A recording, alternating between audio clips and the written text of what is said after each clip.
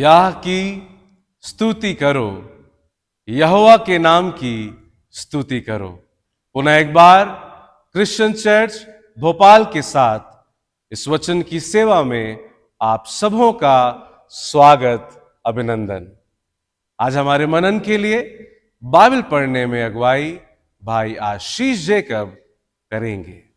हमारे आध्यात्मिक चिंतन के लिए बाइबल में से चुना गया पाठ कुलुस्सियों की पत्री, उसका 2 अध्याय और उसका 8वां पद। चौकस रहो कि कोई तुम्हें उस तत्व ज्ञान और व्यर्थ धोखे के द्वारा अपना अहिर ना बना ले, जो मनुष्य की परंपराओं और संसार की आदि शिक्षा के अनुसार तो है, पर मसीह के अनुसार नहीं। आमीन। आओ हम मिलकर यहोवा के लिए भजन गाएं।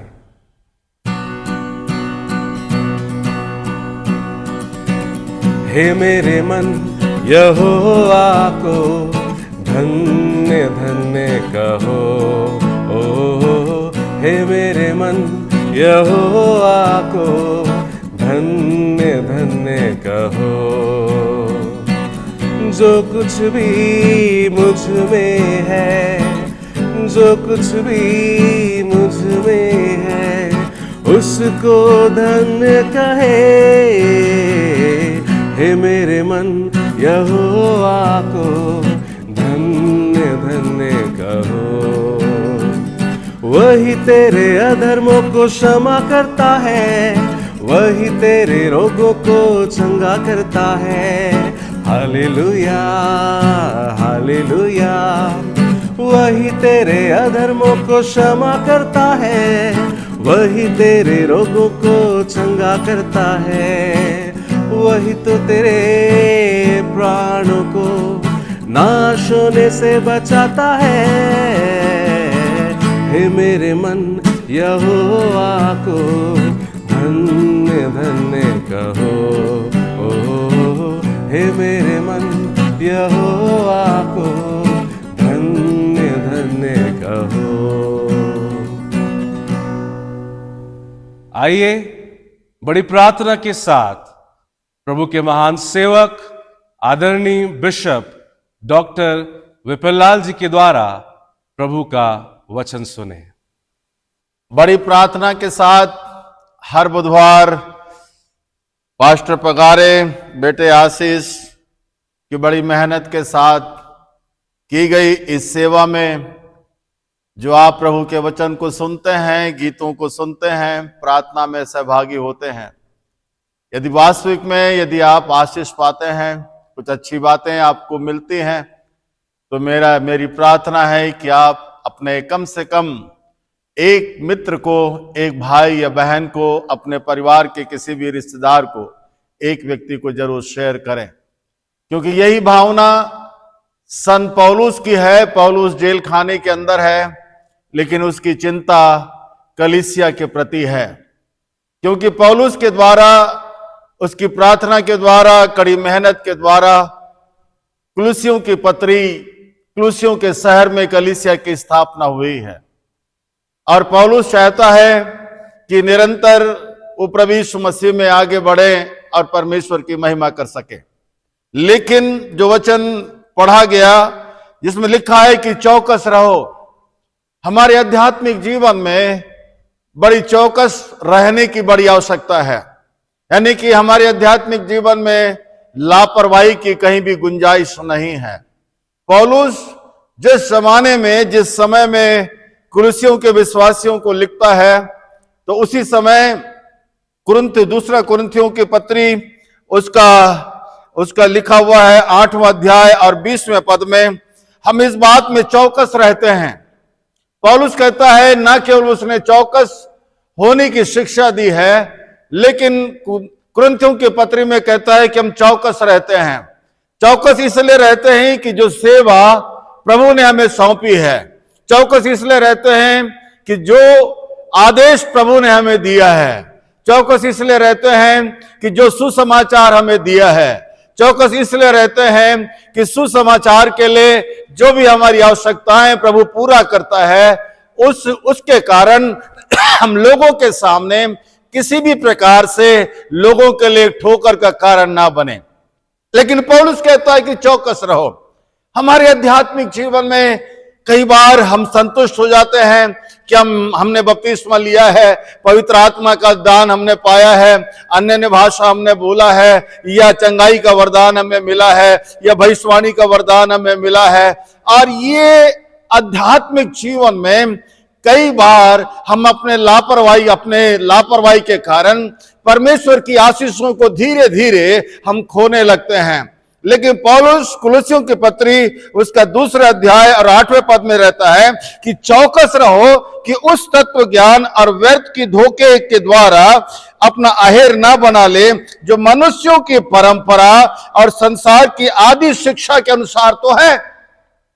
मनुष्यों के बनाई हुई शिक्षा और संसार के अंदर उन परंपराओं से, और लिखा हुआ है इन बातों से हमें चौकस रहने की आवश्यकता है। जो पहली बात लिखा है, परंपराओं के प्रति चौकस रहना।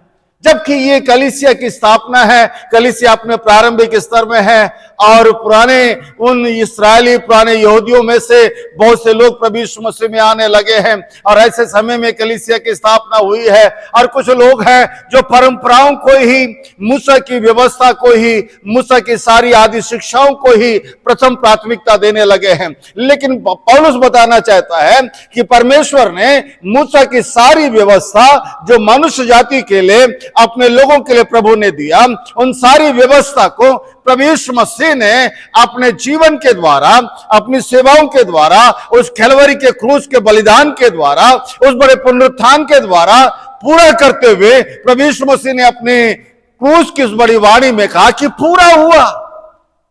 मनुष्य के आध्यात्मिक जीवन के अंदर आज के समय में या पौलुस के समय में वो सारी परंपराएं जो बड़ी खूबसूरत हैं, बड़ी अच्छी हैं, दिखने में अच्छी है, सारी अच्छी बातें उनमें दिखाई देती है, लेकिन प्रभु यीशु मसीह की शिक्षाओं के आगे, प्रभु यीशु मसीह के बलिदान के आगे, प्रभु यीशु मसीह के जीवन के आगे, ये सारी परंपराएं जो प्रभु यीशु मसीह में पूर्ण हो गई है, अब उनका हमारे आध्यात्मिक जीवन के अंदर वो स्थान नहीं है जो स्थान प्रभु यीशु मसीह के आने के पहले था।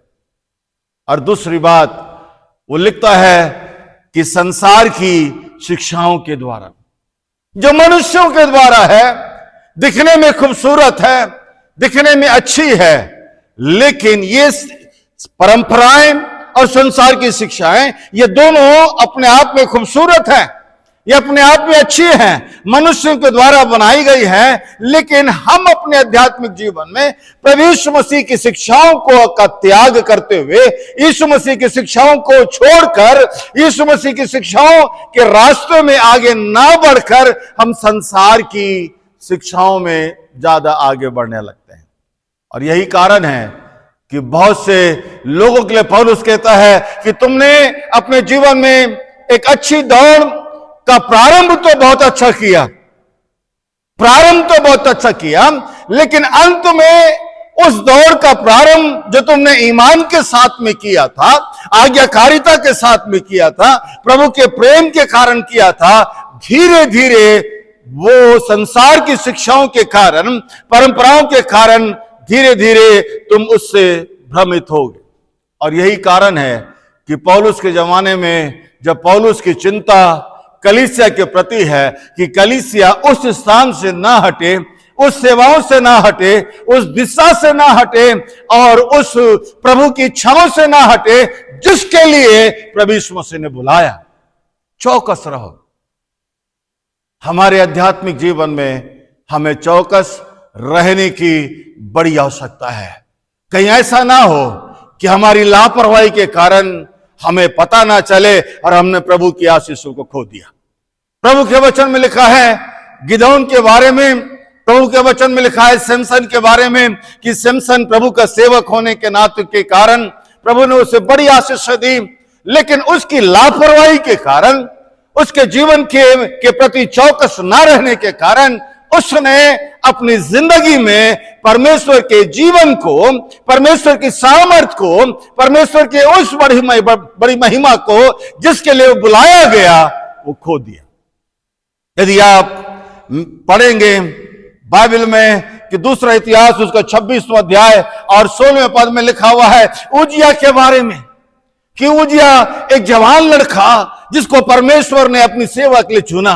यह उजिया अपने जीवन के अंदर परमेश्वर का भय मानने वाला, प्रभु के वचन के अनुसार चलने वाला, प्रभु की सेवा करने वाला, प्रभु के भय में अपने शासन को चलाने वाला ऐसा व्यक्ति उजिया, उसके बारे में लिखा हुआ है कि प्रभु के वचन में यदि आप पढ़ें तो पाएंगे दूसरा इतिहास उसका 26वां अध्याय और 16 पद में लिखा है कि परंतु जब वह सामर्थी हो गया, जब वो सामर्थी हो गया। मेरे मित्रों, खुदा के वचन में लिखा है कि परमेश्वर ने उजिया को दुनिया की हर एक आशीषें दी, इज्जत दिया, मान दिया, सम्मान दिया, गौरव दिया, धन दिया, उसे राज चलाने के लिए बुद्धि दिया, उसको हर प्रकार की आशीषें दी। लेकिन जब सारी चीजें उसे मिल गई, सारी चीजें उसे हासिल हो गया, लिखा है कि तब उसका मन फूल गया। उजिया परमेश्वर के साथ चलने वाला, परमेश्वर का भय मानने वाला, परमेश्वर की आज्ञाकारिता में आगे बढ़ने वाला, परमेश्वर के वचन के अनुसार जीने वाला प्रभु का सेवक, जिसके बारे में लिखा है कि जब सारी चीजें उससे मिल गई तब उसका मन फूल गया। चौकस न रहने के कारण अपने आध्यात्मिक जीवन में उजिया ने अपनी बड़ी हानि उठाई, उसने बड़ा नुकसान उठाया। और कलाम में लिखा हुआ है उसके बारे में कि उसने उन कार्यों को किया जो परमेश्वर के वचन के खिलाफ है, उन बातों को किया जिसके लिए परमेश्वर ने उसे नहीं ठहराया था। और लिखा हुआ है कि वो परमेश्वर के भवन में, परमेश्वर के वेदी में, परमेश्वर के भवन के अंदर जाकर उन सेवाओं को करने लगा जिसकी आज्ञा परमेश्वर ने उजिया को नहीं दी थी। चौकस न रहने के कारण उस अपने जीवन में सोचने लगा कि मैं प्रभु का दास हूं, मैं प्रभु के द्वारा ठहराया गया राजा हूं, इससे मैं सब कुछ कर सकता हूं।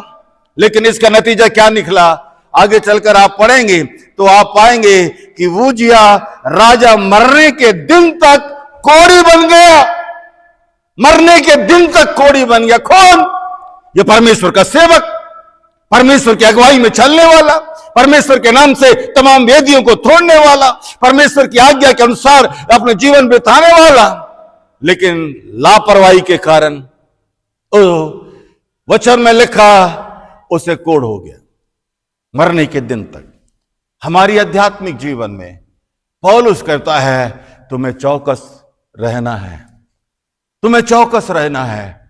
हम चौकस कैसे रहेंगे? चौकस रहने के लिए जरूरी है कि हर रोज हम प्रभु के चरणों में प्रार्थना में अपना समय व्यतीत करें। हर रोज हम परमेश्वर के वचन का मनन, चिंतन और मंथन करें। हर रोज हमारी अपेक्षा हो कि पवित्र आत्मा हमें सिखाए, पवित्र आत्मा हमारी सहायता करे, क्योंकि आज के इस 2024 के आध्यात्मिक क्षेत्र में भी ऐसी बहुत सी बातें हैं जहां पर हमें चौकस रहने की आवश्यकता है। कहीं ऐसा तो नहीं है कि धीरे धीरे हमारी लापरवाही हमारी सेवकाई को बर्बाद कर दे, हमारी लापरवाही हमारी कलीसिया को बर्बाद कर दे, हमारी लापरवाही हमें प्रभु से दूर ले जाए, और हमारी लापरवाही जो आशीष से प्रभु ने हमारी जिंदगी में ठहराया है उससे हमको वंचित कर दे। पौलुस कहता है चौकस रहो कि परंपराएं और संसार की शिक्षाओं का प्रेम हमें प्रभु यीशु के प्रेम से कभी भी अलग ना करने पाए। परमेश्वर अनुग्रह करे। इससे पहले कि मैं प्रार्थना करूं, मैं आपसे पूछना चाहता हूं, क्या आप अपने आध्यात्मिक जीवन में चौकस हैं? क्या आप अपने आध्यात्मिक जीवन में जागरूक हैं कि हर रोज अपने आध्यात्मिक जीवन को प्रभु के वचन और पवित्र आत्मा के द्वारा धार करना चाहते हैं? आइए हम प्रार्थना करें। हमारे जीवित अनुग्रहकारी प्रभु, धन्यवाद पवित्र आत्मा के लिए, तेरे वचन के लिए, जो हर दिन हमारी जिंदगी की लापरवाहियों से हमें बचाता है, हमसे बोलता है, बातचीत करता है। प्यारे परमेश्वर, लापरवाही के कारण न जाने कितने प्रभु के सेवक और सेविकाओं का, कितने प्रभु के लोगों का, कितनी कलीसियाओं ने अपने दर्शन, अपनी बुलाहट, अपनी आशीषों को भूल गया। हमारी सहायता कर। इस प्रार्थना को परमेश्वर के नाम से मांगते हैं। परमेश्वर पिता, परमेश्वर पुत्र, परमेश्वर पवित्र आत्मा हम सबों की सहायता करे, ताकि हम इस आधुनिक समय में, संसार के अंतिम दिनों में अपने आध्यात्मिक जीवन में चौकस रह सकें। आमीन।